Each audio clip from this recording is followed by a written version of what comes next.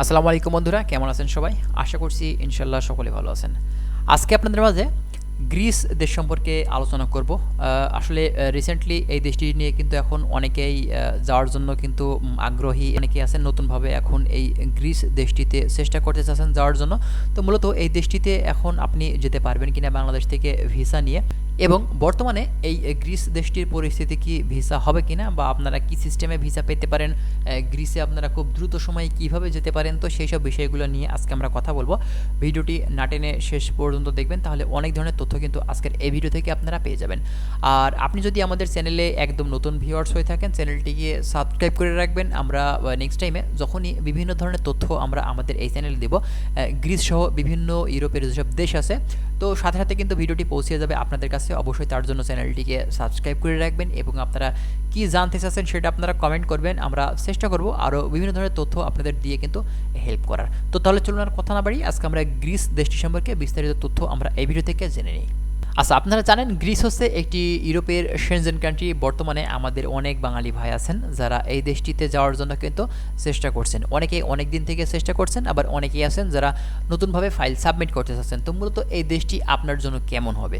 দেখুন, যেহেতু দেশটি সেনজেন কান্ট্রি, এই দেশটি কেমন হবে একজন বাংলাদেশিদের জন্য সেটা কিন্তু আসলে বলার কোনো জায়গা রাখে না। কারণ বর্তমানে বাংলাদেশ থেকে যারা এই দেশটিতে যেতে চাচ্ছে, এই দেশটি সম্পর্কে আগে থেকে কিন্তু জেনে বুঝে তারপরেই কিন্তু যাচ্ছে। কারণ এই দেশটি অনেক উন্নত দেশ। এই দেশটি আসলে বাংলাদেশিদের জন্য কিন্তু একটি সম্ভাবনাময় দেশ। অনেক বাংলাদেশি গ্রিসে আছে, অনেক বাংলাদেশি বৈধভাবে আছে, অনেকে অবৈধভাবে আছে, অনেকেই বিভিন্ন টাইপের কিন্তু কাজ করছে। এখানে অবৈধভাবেও কিন্তু আসলে এই গ্রিসে কাজ করা যায়। তবে বিশেষ করে গ্রিসে কিন্তু একটু বেশ কিছু সময় সমস্যা হয়ে থাকে, পুলিশের ধরপাকড় হয়ে থাকে। হ্যাঁ, তো আবার গ্রিসে কিন্তু কাগজপত্র করা যায়, বেশ কিছু বছর পর পরে কিন্তু বাংলাদেশিদের সুযোগ দিয়ে থাকে। আপনারা জানেন রিসেন্টলি কিন্তু বাংলাদেশিদের কাগজ করার সুযোগ দিয়েছিল, এবং এরই ভিতরে অনেক বাংলাদেশি কিন্তু সেই সুযোগে কাগজপত্রগুলো কিন্তু করে ফেলিয়েছে। গ্রিস যেহেতু একটি সেনজেন কান্ট্রি, এখানে কিন্তু স্যালারির রেঞ্জ অনেক ভালো। আপনারা বিভিন্ন টাইপের কাজ কিন্তু এই দেশটিতে পাবেন, এবং বর্তমানে ভিসাও কিন্তু হচ্ছে।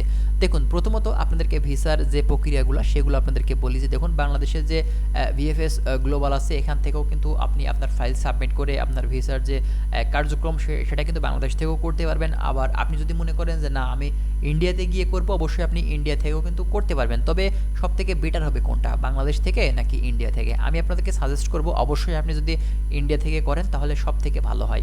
কারণ ইন্ডিয়ার যে আপনার অ্যাম্বাসি, আপনি ডিরেক্টলি সরাসরি যদি অ্যাম্বাসি ফেস করে সেখানে ইন্টারভিউ দিয়ে আপনি যদি ভিসার জন্য ট্রাই করেন, ইনশাল্লাহ আপনি ইন্ডিয়া থেকে কিন্তু ভিসা পেয়ে যাবেন। বাংলাদেশ থেকেও হবে, বাংলাদেশ থেকে যে হবে না এটা ভাবাও কিন্তু ভুল, বাংলাদেশ থেকেও হবে। তবে আপনাদের ইন্ডিয়া থেকে যদি আপনি করে থাকেন ভিসাটা, তাহলে কিন্তু আপনার ভিসা পাওয়ার চান্সটা কিন্তু বেশি থাকবে।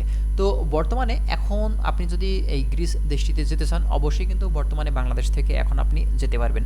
দেখুন, আসলে আপনারা জানেন যে বাংলাদেশ থেকে কিন্তু 2022 সালের লাস্টের দিকে বেশ কিছু তথ্য আমরা আসলে জেনেছিলাম, বা বাংলাদেশ থেকে আসলে G2G মানে গভর্নমেন্ট টু গভর্নমেন্ট যে একটা চুক্তি হয়েছিল, বাংলাদেশ থেকে শ্রমিক নেওয়ার যে প্রক্রিয়াটি আমরা আসলে শুনেছিলাম যে বাংলাদেশ থেকে তারা শ্রমিক নিবে।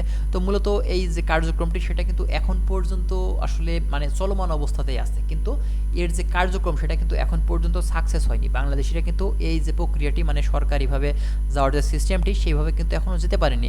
এখনও কিন্তু বাংলাদেশিরা আপনার যে প্রাইভেট এজেন্সিগুলো আছে মূলত তাদের মাধ্যম দিয়েই কিন্তু এখনও যাচ্ছে। ঠিক আছে, তো আপনি যদি চান অবশ্যই কিন্তু বাংলাদেশ থেকে আপনি গ্রিস দেশটিতে যেতে পারবেন। তার জন্য অবশ্যই আপনার ভালো একটি মাধ্যম থাকা লাগবে গ্রিসে। মূলত আপনি গ্রিসে যদি আপনার কোনো পরিচিত লোকজন থাকে, আপনার আত্মীয় স্বজন, বন্ধু বান্ধব, বা আপনার কোনো রিলেটিভ, বা দেখা যাচ্ছে যে আপনি অনলাইনের মাধ্যমে কোনো লয়ারের সাথে যোগাযোগ করে আপনি তার মাধ্যম থেকে একটা দেখা যাচ্ছে একটি কোম্পানি থেকে একটি ভালো মালিকের কাছ থেকে একটি ওয়ার্ক পারমিট বের করেছেন, এবং সেখান থেকে ওয়ার্ক পারমিটটি নিয়ে পরবর্তীতে আপনি ইন্ডিয়াতে আপনার অ্যাপয়েন্টমেন্ট ডেট নিয়ে আপনার সমস্ত ডকুমেন্টসগুলো সাবমিট করার পরে যখন আপনার ইন্টারভিউয়ের জন্য আপনাকে ডাকবে, আপনি যদি সঠিকভাবে ইন্টারভিউটা দিতে পারেন তো আপনার অবশ্যই কিন্তু ভিসাটা হয়ে যাবে। ঠিক আছে, আর দেখুন গ্রিসের কিন্তু একটি সুযোগ আছে, সেটা হচ্ছে আপনি হিন্দিতে কিন্তু ইন্টারভিউ দিতে পারবেন। এটা কিন্তু ভালো একটি সুযোগ।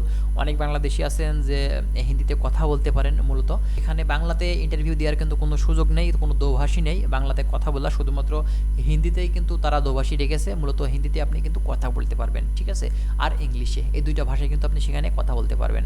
তো এখন যারা বাংলাদেশ থেকে এই গ্রিসে যাওয়ার জন্য চেষ্টা করবেন, অবশ্যই ভালো একটি অথেন্টিক মাধ্যম যদি আপনি ধরে থাকি, আপনার নিজের কোনো লোকজন থেকে থাকে গ্রিসে, তাহলে কিন্তু আপনার ভিসা পাওয়ার চান্স বা কোম্পানি থেকে একটি অরিজিনাল ওয়ার্ক পারমিট বের করার চান্সটা কিন্তু বেশি থাকবে। আর যদি আপনি ওয়ার্ক পারমিট পেয়ে থাকেন, অবশ্যই আপনি অ্যাপয়েন্টমেন্ট ডেট নিয়ে যদি আপনার ইন্টারভিউটা ভালোভাবে আপনি সাকসেসফুলি দিতে পারেন, তাহলে কিন্তু আপনার ভিসাটা মানে হবে, এটা কিন্তু কনফার্ম, ঠিক আছে। তো রিসেন্টলি আমরা বেশ কিছু বাংলাদেশি ভাই দেখেছি, মানে অল্প কিছুদিনের ভিতরেই কিন্তু আসলে গ্রিসে গিয়েছে। যে সমস্যাটা আমাদের বাংলাদেশে এখন চলমান অবস্থাতে আছে, মানে এরও বেশ কিছুদিন আগে আমাদের বেশ কিছু বাংলাদেশি কিন্তু আসলে গ্রিসে গিয়েছে এবং ভিসাটা পেয়েছে কিন্তু বাংলাদেশ থেকে না, ইন্ডিয়া থেকে, ঠিক আছে। তো যাই হোক, আশা করছি আপনারা বুঝতে পারছেন। এখন যদি ভালো কোনো এজেন্সির মাধ্যম দিয়ে আপনারা চেষ্টা করেন, ইনশাল্লাহ আপনার ভিসাটা কিন্তু হয়ে যাবে।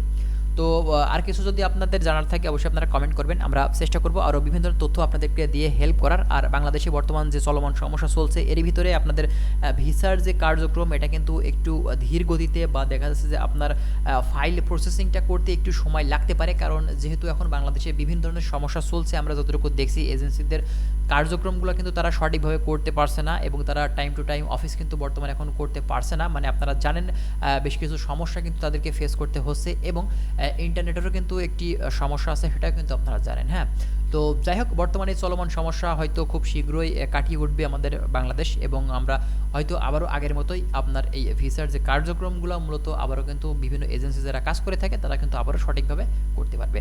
তো যাই হোক, আশা করছি আপনারা বুঝতে পারছেন। আর যদি কোনো কিছু জানার থাকে, আপনারা কমেন্ট করতে পারেন, আমরা চেষ্টা করব আরও বিভিন্ন ধরনের তথ্য নিয়ে আপনাদের সামনে হাজির হওয়ার। তো ভালো থাকবেন সবাই, আজকে এখানে শেষ করছি। আল্লাহ হাফেজ।